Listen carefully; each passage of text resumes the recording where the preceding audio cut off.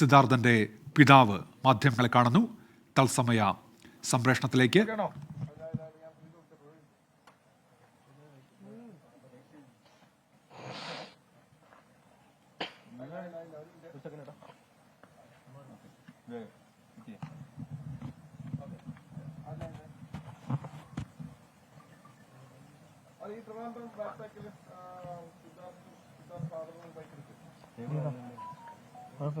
VCക്ക് suspension എന്നുള്ളതാണ് ഈ മണിക്കൂറിലെ പ്രധാനപ്പെട്ട വാർത്ത. സിദ്ധാർത്ഥന്റെ മരണവുമായി ബന്ധപ്പെട്ട് ഗവർണർ തന്നെ അക്കാര്യം നേരത്തെ മാധ്യമങ്ങളോട് വിശദീകരിക്കുകയുണ്ടായി.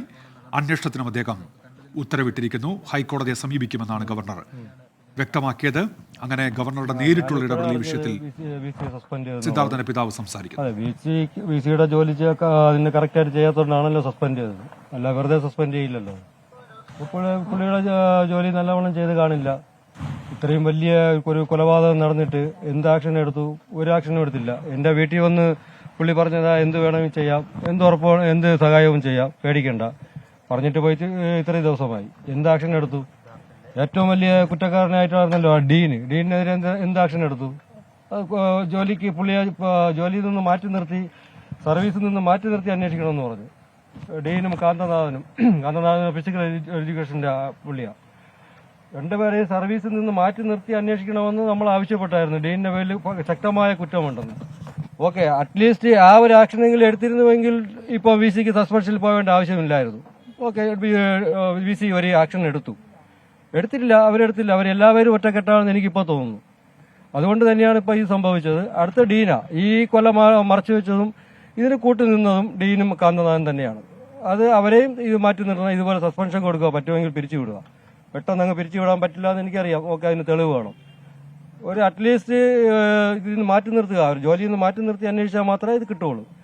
ഇതിന് ഈ കൊലപാതകത്തിന് കൂട്ടുനിന്നത് അല്ലെങ്കിൽ ഈ റാഗിങ്ങിന് കൂട്ടുനിന്നത്, കുറഞ്ഞ വർഷം ഈ റാഗിങ്ങിന് കൂട്ടുനിന്നത് 100% കൂട്ടുനിന്നത് ഈ ഡീനും കാന്തനാഥുമാണ്.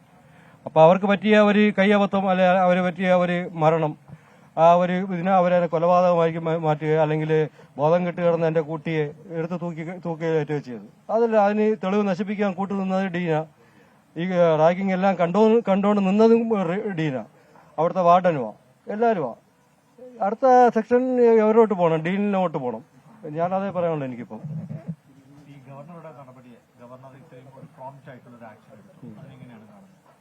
തീർച്ചയായും ഗവർണർ എന്ന് പറഞ്ഞാല് അത്രയും ശക്തനായിട്ടുള്ള ഒരു വ്യക്തിയാണ്, അത്രയും ബോൾഡായിട്ടുള്ള ഒരു വ്യക്തിയാണ്, നട്ടലുള്ള ഒരു വ്യക്തിയാണ്. അതുകൊണ്ട് തന്നെയാണ് കറക്റ്റായിട്ട് ഇത് ഉണ്ടായത്.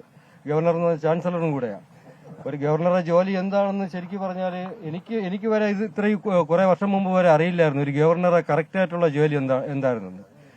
ഇപ്പം ഈ പുള്ളി വന്നിട്ടാ, ഈ ഗവർണർ വന്നിട്ടാ എന്താണ് ഒരു ഗവർണറുടെ ജോലി എന്ന് കേരളത്തിൽ തന്നെ പലവർക്കും മനസ്സിലായത് ഈ ഗവർണർ ഇപ്പോൾ വന്നതിന് ശേഷമാണ്. എന്തൊക്കെയാണ് ഗവർണറുടെ ചുമതല, എന്തൊക്കെയാണ് ജോലി. പണ്ട് മുതൽ ഞാനും വിചാരിച്ചുകൊണ്ടിരുന്നത് വെറുതെ സൈൻ ചെയ്ത് കുറെ ഒപ്പിട്ട് വിട്ടാൽ മതി ഗവർണറുടെ ജോലിയെന്ന്. ഇപ്പോഴും തന്നെയാണ് ഒരു ഗവർണറുടെ ജോലി എന്താണ്, അതിന്റെ പവർ എന്താണ്, എന്തൊക്കെ ചെയ്യാൻ പറ്റും. ഒരു നട്ടലുള്ള ഒരു ഗവർണർ ഇപ്പൊ കിട്ടി, ഒരു കേരളത്തിന് കിട്ടി. എന്റെ അറിവായതിനു ശേഷം, അതിന് മുമ്പ് ഉണ്ടായെന്ന് എനിക്കറിയില്ല, നട്ടലുള്ള ഒരു ഗവർണർ തന്നെയാണ് കിട്ടിയത്. അദ്ദേഹം നല്ല ബോൾഡായിട്ടുള്ള ആളാണ്. ഇനിയും നല്ല പ്രവർത്തനങ്ങൾ നടത്തിട്ട് എനിക്കിപ്പോൾ സന്തോഷമേ ഉള്ളൂ. സന്തോഷം എന്ന് പറയാൻ പറ്റൂല, എനിക്ക് ഈ സമയത്ത് സന്തോഷിക്കാൻ പറ്റില്ല. എനിക്ക് തൃപ്തിയുണ്ട് എന്ന് തന്നെ പറയാം.